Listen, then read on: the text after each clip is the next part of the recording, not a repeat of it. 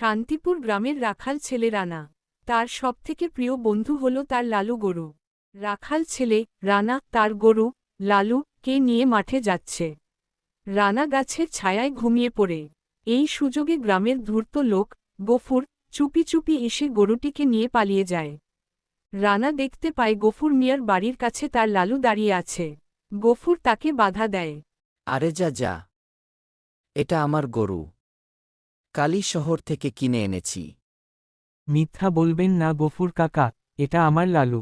রানা একটা বুদ্ধি বের করে। ঠিক আছে কাকা, আপনার গরু হলে আপনি নিশ্চয়ই জানেন। বলুন তো লালুর কোন চোখটা অন্ধ? ডান চোখ নাকি বাম চোখ? উমম, ডান চোখ। হ্যাঁ, ডান চোখটা অন্ধ। মাতব্বর মশাই, দেখুন, আমার লালুর কোনো চোখই অন্ধ নয়। গ্রামের মানুষ হাসাহাসি শুরু করে। মিথ্যা দিয়ে কখনো সত্যকে ঢাকা যায় না। রানার বুদ্ধির কাছে হার মানল গফুরের লোভ।